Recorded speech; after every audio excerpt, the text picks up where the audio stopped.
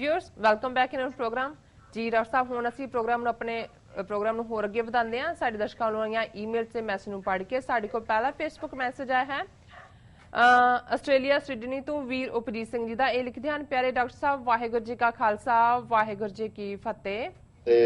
ਤੁਸੀਂ ਅਤੇ ਤੁਹਾਡਾ ਚੈਨਲ ਕਸ਼ਮੀਰੀ ਸੰਘਰਸ਼ ਲਈ ਬਹੁਤ ਚੰਗਾ ਕੰਮ ਕਰ ਰਹੇ ਹੋ। ਜੇ ਤੁਹਾਡਾ ਕੋਈ ਨੁਮਾਇੰਦਾ ਕਸ਼ਮੀਰੀਆਂ ਦੇ ਵਿਰੋਧ ਪ੍ਰਦਰਸ਼ਨਾਂ ਵਿੱਚ ਸ਼ਾਮਲ ਹੋ ਸਕੇ ਤਾਂ ਉਹ ਸੋਨੇ ਤੇ ਸੁਹਾਗੇ ਵਾਲੀ ਗੱਲ ਹੋਵੇਗੀ।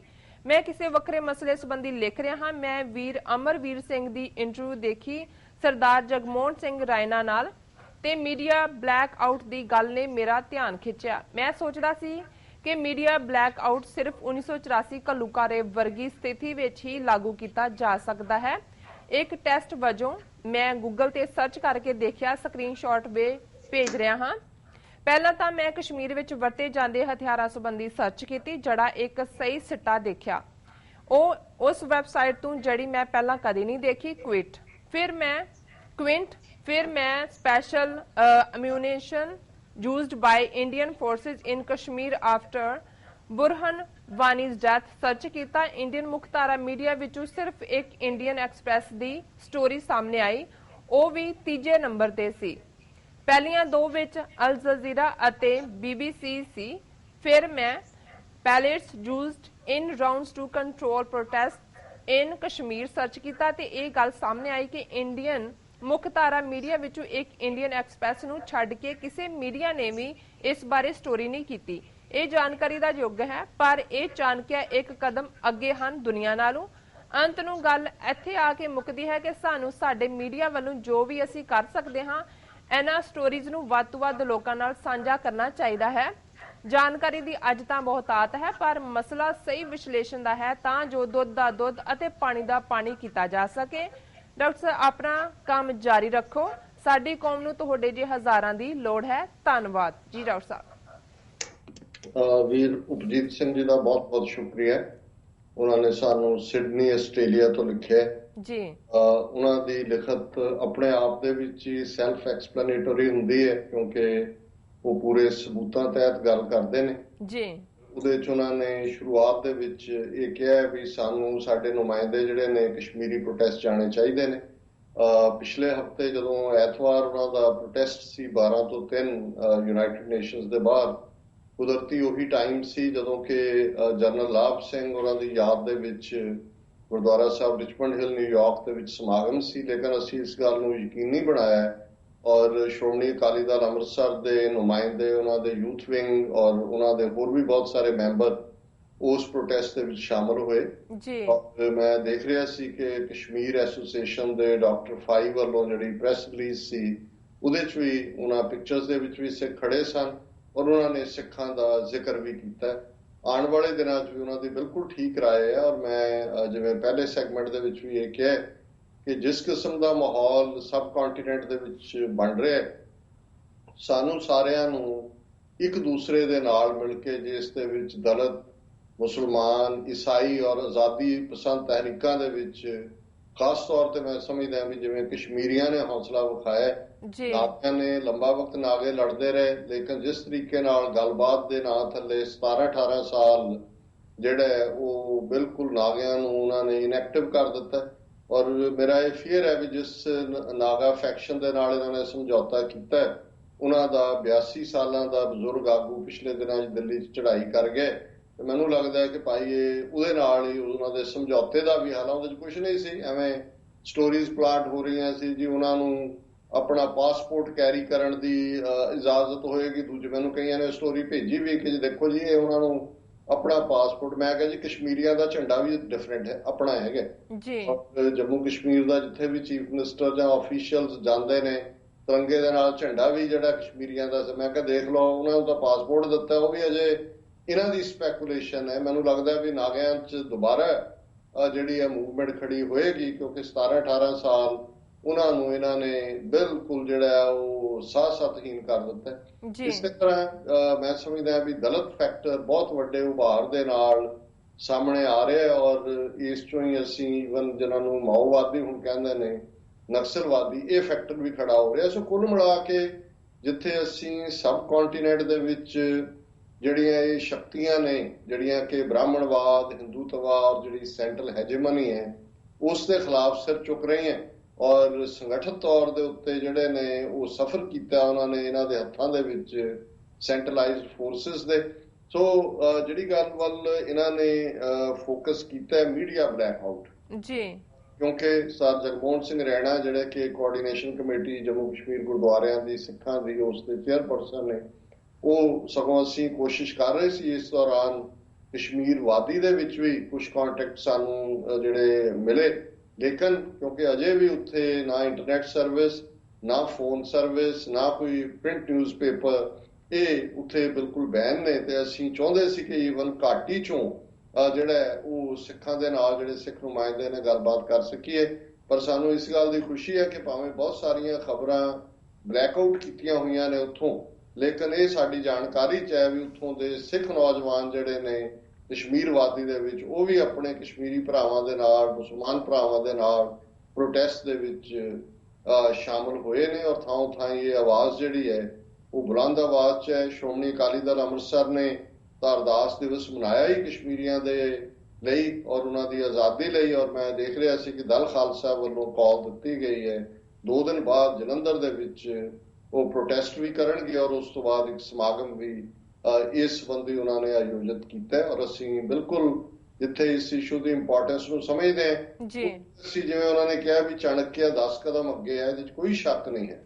ਕਿਉਂਕਿ ਜੇ ਤੁਸੀਂ ਇਹਨਾਂ ਦਾ ਪੈਟਰਨ ਦੇਖੋ, ਬਹੁਤ ਵਾਰ ਕੁਝ ਸਾਡੇ ਜਿਹੜੇ ਖਾਸ ਤੌਰ ਤੇ ਜਿਵੇਂ ਨੇਪਾਲੀ ਹਿੰਦੂ ਵੀਰ ਨੇ ਜਿਹੜੇ ਸਾਡੇ ਨਾਲ ਹਮਦਰਦੀ ਰੱਖਦੇ ਨੇ, ਅੱਜ ਦੇ ਹਿੰਦੂ ਤਵੀਆਂ ਦੇ ਖਿਲਾਫ ਨੇ, ਪਰ ਜਦੋਂ ਅਸੀਂ ਸਕ੍ਰਿਪਚਰ ਨੂੰ ਕੋਟ ਕਰਦੇ ਆ ਇਹਨਾਂ ਦੀ, ਫਿਰ ਉਹਨਾਂ ਨੂੰ ਵੀ ਚੰਗਾ ਨਹੀਂ ਲੱਗਦਾ। ਉਹ ਸਮਝਦੇ ਨੇ ਵੀ ਨਹੀਂ ਵੀ ਅਸੀਂ ਵੀ ਹਿੰਦੂ ਹੈ ਔਰ ਸਾਡਾ ਫੇਥ ਨਾ ਸਕ੍ਰਿਪਚਰਸ ਤੇ ਹੈ, ਕਿਸੇ ਦੇ ਉਲਟ ਨਹੀਂ ਹੈ ਜਾਂ ਅਗੇਂਸਟ ਨਹੀਂ ਹੈ। ਪਰ ਜਦੋਂ ਤੁਸੀਂ ਲੋਕਾਂ ਦਾ ਸੁਭਾਅ ਸਮਝਣਾ ਹੈ, ਕੰਮ ਕਰਨ ਦਾ ਢੰਗ ਸਮਝਣਾ ਹੈ, ਫਿਰ ਤੁਹਾਨੂੰ ਸਮਝਣਾ ਪਏਗਾ ਵੀ ਉਹਨਾਂ ਦਾ ਵਿਸ਼ਵਾਸ ਕਿਹਦੇ 'ਚ ਹੈ। ਜਦੋਂ ਅਸੀਂ ਬਾਣੀ ਦੀ ਇਹ ਤੁਕ ਪੜ੍ਹਦੇ ਹਾਂ ਕਿ ਜੈਸਾ ਸੇਵੋ ਤੈਸੋ ਹੋਏ, ਕਿ ਜਿਸ ਦੀ ਤੁਸੀਂ ਸਰਵਿਸ ਕਰਦੇ ਹੋ, ਜਿਹਦੀ ਸੇਵਾ 'ਚ ਹੁੰਦੇ ਹੋ, ਜਿਹਦੀ ਪੂਜਾ ਕਰਦੇ ਹੋ, ਜਿਹਦੀ ਇਬਾਦਤ ਕਰਦੇ ਹੋ, ਤੁਸੀਂ ਉਹਦੇ ਵਰਗੇ ਹੋ ਜਾਂਦੇ ਹੋ। ਜੇ ਹੁਣ ਕਬੀਰ ਸਾਹਿਬ ਨੇ ਕਿਹਾ ਹਰ ਜਨ ਐਸਾ ਚਾਹੀਏ ਜੈਸਾ ਹਰ ਹੀ ਹੋਏ ਜੀ, ਕਿ ਰੱਬ ਦਾ ਬੰਦਾ ਜਿਹੜਾ ਰੱਬ ਨੂੰ ਯਾਦ ਕਰੇਗਾ, ਨਿਰਭਉ ਨਿਰਵੈਰ ਨੂੰ ਯਾਦ ਕਰੇਗਾ, ਨਾ ਕੋ ਵੈਰੀ ਨਹੀਂ ਬੇਗਾਨਾ ਕਹੇਗਾ, ਹੌਲੀ ਹੌਲੀ ਉਹਨਾਂ ਗੁਣਾਂ ਦਾ ਧਾਰਨੀ ਹੋ ਜਾਏ। ਪਰ ਜੇ ਅਸੀਂ ਸਿਰਫ ਬਾਹਰਲੇ ਤੱਤਾਂ ਤੱਕ ਜੁੜੇ ਰਹਿੰਦੇ ਆ ਜਾਂ ਉਹਨਾਂ ਦੇ ਜਿਹੜੇ ਇਸ ਕਿਸਮ ਦੀਆਂ ਚਲਾਕੀਆਂ ਨੇ, ਉਹ ਭਾਵੇਂ ਮਹਾਭਾਰਤ ਚੋਂ ਨਜ਼ਰ ਆ ਰਹੀਆਂ ਹੋਣ ਜਾਂ ਉਹਨਾਂ ਦੀ ਜਿਹੜੀ ਕੂਟਨੀਤੀ ਹੈ, ਜਿਸ ਦਾ ਪਿਤਾਮਾ ਚਾਣਕਿਆ ਹੈ, ਜਿਸ ਨੇ ਕੂਟਨੀਤੀ ਸ਼ਾਸਤਰ 'ਚ ਉਸ ਕਿਸਮ ਦੀਆਂ ਗੱਲਾਂ 2500 ਸਾਲ ਪਹਿਲਾਂ ਦਿੱਤੀਆਂ ਹੋਈਆਂ ਨੇ, ਜਿਹੜੀਆਂ ਜਦੋਂ ਤੁਸੀਂ ਦੇਖਦੇ ਹੋ ਕਿ ਅੱਜ ਮੈਕੀਆਵੈਲੀ ਹੋਏ, ਦੂਸਰੇ ਹੋਣ, ਉਹਨਾਂ ਤੋਂ ਵੀ ਕਿਤੇ ਬਿਯੋਂਡ ਹੈ।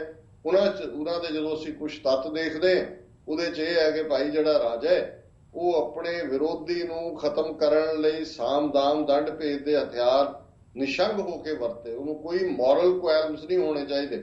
ਰਾਜਨੀਤੀ ਔਰ ਜਿਹੜੀ ਮੋਰੈਲਿਟੀ ਹੈ ਇਹਦਾ ਕਨਫਲਿਕਟ ਨਹੀਂ ਹੋਣਾ ਚਾਹੀਦਾ। ਔਰ ਉਹਦਾ ਸਾਫ਼ ਜ਼ਾਹਰ ਹੈ ਕਿ ਦੰਡ ਦੇਣ ਦਾ ਮਤਲਬ ਜਿਹੜਾ ਉਹ ਮੌਤ ਦੀ ਸਜ਼ਾ ਹੈ, ਭਾਵੇਂ ਪੱਥਰ ਮਾਰ ਕੇ ਮਾਰਨੇ, ਭਾਵੇਂ ਜਿਹੜਾ ਉਸ ਨੂੰ ਉਹਦੇ ਮੂੰਹ 'ਚ ਜੇ ਕੋਈ ਦਲਿਤ ਜਿਹੜਾ ਉਹ ਵੇਦ ਮੰਤਰ ਪੜ੍ਹਦਾ ਹੈ, ਇਹ ਹੁਣ ਮੰਨੂ ਦਾ ਵੀ ਤੁਸੀਂ ਲਾਅ ਕੱਢ ਲਓ, ਨਾਲ ਉਹਦੀ ਜੀਭ ਜਿਹੜੀ ਹੈ ਉਹ ਬਾਹਰ ਖਿੱਚ ਲਓ, ਜੇ ਉਹਦੇ ਕੰਨਾਂ 'ਚ ਮੰਤਰ ਪੈਂਦਾ ਹੈ ਸਿੱਕਾ ਗਰਮ ਕਰਕੇ ਪਿਘਲਾ ਕੇ ਪਾ ਦਿਓ।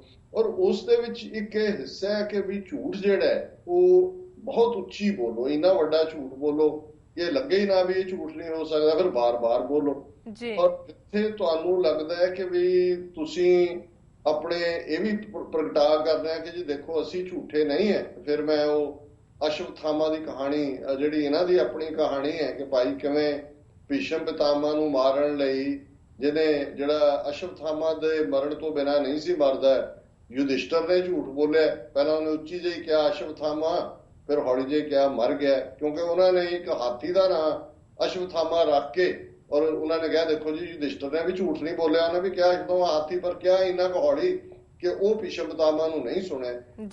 ਬੜਾ ਕਿ ਅੱਜ ਜਦੋਂ ਇਹ ਵਰਤਾਰਾ ਅਸੀਂ ਜੂਨ 84 ਦੇ ਘੱਲੂਘਾਰੇ ਨਾਲ ਸੰਬੰਧਿਤ ਦੇਖਿਆ ਕਿ ਕਿਵੇਂ ਇਹਨਾਂ ਨੇ ਸਾਰਾ ਮੀਡੀਆ ਬਾਹਰ ਕੱਢਿਆ ਔਰ ਕਿਵੇਂ ਫਿਰ ਇਹਨਾਂ ਨੇ ਆਪਣੀਆਂ ਸਰਕਾਰੀ ਏਜੰਸੀਆਂ, ਔਰ ਇੱਥੋਂ ਤੱਕ ਹੀ ਗੱਲ ਮਹਿਦੂਦ ਨਹੀਂ ਹੈ, ਭਾਰਤੀ ਦੂਰਦਰਸ਼ਨ ਦੀ ਇੱਕ ਟੀਮ ਨੇ ਜਿਹੜੀ ਕਿ ਕਿਉਂਕਿ ਸਰਕਾਰੀ ਅਦਾਰਾ ਹੋਣ ਕਰਕੇ ਉਹਨਾਂ ਨੇ ਕੋਈ ਫਿਲਮ ਫਿਲਮਾਈ ਜਿਹੜੀ ਇੱਕਦਮ ਜੂਨ 84 ਦੇ ਉਸ ਹਫ਼ਤੇ ਦੇ ਨਾਲ ਸੰਬੰਧਿਤ ਸੀ, ਪਰ ਉਹ ਕਦੇ ਵੀ ਉਸ ਫਿਲਮ ਨੂੰ ਜਿਹੜੀ ਹੈ ਬਾਹਰ ਦੀ ਰੌਸ਼ਨੀ ਨਹੀਂ ਲੱਗੀ ਜਾਂ ਉਸ ਨੂੰ ਸਾਹਮਣੇ ਆਉਣ ਨਹੀਂ ਦਿੱਤਾ ਗਿਆ। ਈਵਨ ਜਿਹੜੇ ਉਸ ਵੇਲੇ ਦੇ ਦੂਰਦਰਸ਼ਨ ਦੇ ਉਹ ਦੂਸਰੇ ਸੀ ਅਧਿਕਾਰੀ, ਉਹਨਾਂ ਤੋਂ ਵੀ ਸਖਤੀ ਦੇ ਨਾਲ ਉਹ ਸਾਰਾ ਜਿਹੜਾ ਸਟੱਫ ਸੀ ਉਹ ਉਹਨਾਂ ਦੀਆਂ ਏਜੰਸੀਆਂ ਨੇ ਲੈ ਲਿਆ। ਸੋ ਇਹੀ ਕਹਾਣੀ ਦੁਹਰਾਈ ਜਾ ਰਹੀ ਹੈ। ਮੈਂ ਸਮਝਦਾ ਵੀ ਜੇ ਮਿਡਲ ਈਸਟ ਦੇ ਵਿੱਚ ਜਾਂ ਹੋਰ ਥਾਵਾਂ ਤੇ ਥੋੜੀਆਂ ਬਹੁਤ ਕਹਾਣੀਆਂ ਬਾਹਰ ਨਿਕਲੀਆਂ ਨੇ ਤਾਂ ਇਸ ਗੱਲ ਬਾਰੇ ਕੋਈ ਸ਼ੱਕ ਨਹੀਂ ਹੈ ਕਿ ਇਸਲਾਮਿਕ ਜਗਤ ਨੇ, ਖਾਸ ਤੌਰ ਤੇ ਜਦੋਂ ਅਸੀਂ ਅਲ ਜਜ਼ੀਰਾ ਦੀ ਗੱਲ ਕਰਦੇ ਹਾਂ, ਇਹ ਦੋਹਾ ਦੇ ਵਿੱਚ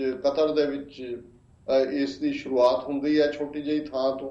ਔਰ ਜੇ ਅਲ ਜਜ਼ੀਰਾ ਨਾ ਹੁੰਦਾ ਔਰ ਅਲ ਜਜ਼ੀਰਾ ਦੀਆਂ ਕਹਾਣੀਆਂ ਨੂੰ ਰੋਕਣ ਦੇ ਲਈ ਵੈਸਟਰਨ ਤਾਕਤਾਂ ਨੇ ਆਪਣੇ ਪੈਰਲਲਸ ਜਿਹੜੇ ਨੇ ਖੜੇ ਕੀਤੇ, ਲੇਕਿਨ ਉਹ ਕਾਮਯਾਬ ਨਹੀਂ ਹੋ ਸਕੇ ਇਹਨਾਂ ਦੇ ਟੀਵੀ ਔਰ ਰੇਡੀਓ ਪ੍ਰੋਗਰਾਮ।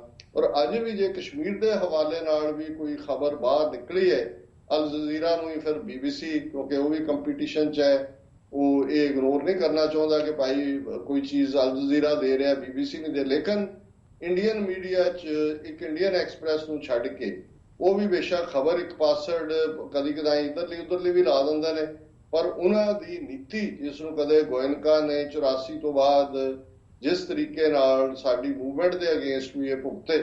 ਲੇਕਿਨ ਮੈਂ ਅਲ ਜਜ਼ੀਰਾ ਦੇ ਹਵਾਲੇ ਨਾਲ ਇਹ ਗੱਲ ਕਹਿਣੀ ਚਾਹਾਂਗਾ ਕਿ ਅਸੀਂ ਜਿਸ ਕਿਸਮ ਦੇ ਹਾਲਾਤ ਨੂੰ ਅੱਜ ਫੇਸ ਕਰ ਰਹੇ ਹਾਂ, ਬੇਸ਼ੱਕ ਵੀਰ ਉਪਜੀਤ ਸਿੰਘ ਜੀ ਨੇ ਇਹ ਕਿਹਾ ਕਿ ਭਾਈ ਕੌਮ ਨੂੰ ਸਾਡੇ ਵਰਗੇ ਹਜ਼ਾਰਾਂ ਚਾਹੀਦੇ ਨੇ। ਮੈਂ ਸਮਝਦਾ ਵੀ ਅਹਿਮੀਅਤ ਸਾਡੀ ਤਾਂ ਕੋਈ ਨਹੀਂ, ਉਹ ਤਾਂ 10ਵੇਂ ਪਾਤਸ਼ਾਹ ਦੀ ਸਤਿਗੁਰੂ ਦੀ ਆਪਣੀ ਵਡਿਆਈ ਹੈ ਜਿਸ ਤੋਂ ਸੇਵਾ ਲੈਣ, ਪਰ ਹਜ਼ਾਰਾਂ ਟੀਵੀ ਚੈਨਲ ਜਾਂ ਹਜ਼ਾਰਾਂ ਅਸੀਂ ਮੀਡੀਆ ਆਊਟਲੈਟ ਜੇ ਨਹੀਂ ਵੀ ਬਣਾ ਸਕਦੇ, ਘੱਟੋ ਘੱਟ ਜੇ ਅਸੀਂ TV 84 ਨੂੰ ਸਰਵਾਈਵ ਕਰਵਾ ਦਈਏ। ਔਰ ਮੈਂ ਕਿਉਂਕਿ ਨਾ ਮੇਰਾ ਕਦੇ ਅੰਦਾਜ਼ ਰਿਹਾ ਨਾ ਮੈਨੂੰ ਜਾਂਚ ਹੈ, ਪਰ ਇਹ ਮੈਂ ਜ਼ਰੂਰ ਕਹਿਣਾ ਚਾਹੁੰਦਾ ਕਿ ਭਾਈ ਅਸੀਂ ਉਸ ਕ੍ਰਾਈਸਿਸ ਚੋਂ ਗੁਜ਼ਰ ਰਹੇ ਹਾਂ ਜਿਹਦੇ ਚ ਆਉਂਦੇ ਆ ਫਿਰ ਬਹੁਤ ਕੁਝ ਜਿਹੜਾ ਹੈ ਉਹ ਮੈਂ ਹੁਣ ਸ਼ਬਦ ਕੋਈ ਐਸਾ ਨਹੀਂ ਕਹਿਣਾ ਚਾਹੁੰਦਾ ਕਿਉਂਕਿ ਸਾਡੇ ਸ਼ਹਿਰੀ ਭਾਈਚਾਰੇ ਦੇ ਦੁਕਾਨਦਾਰ ਜਦੋਂ ਦੁਕਾਨ ਬੰਦ ਵੀ ਕਰਦੇ ਨੇ ਤੇ ਉਹ ਬੰਦ ਸ਼ਬਦ ਇਸਤੇਮਾਲ ਨਹੀਂ ਕਰਦੇ, ਦੁਕਾਨ ਵਧਾਉਣਾ ਕਹਿੰਦੇ ਨੇ ਕਿ ਜੀ ਹੁਣ ਦੁਕਾਨ ਵਧਾਉਣ ਦਾ ਟਾਈਮ ਹੋ ਗਿਆ। ਸੋ ਮੈਂ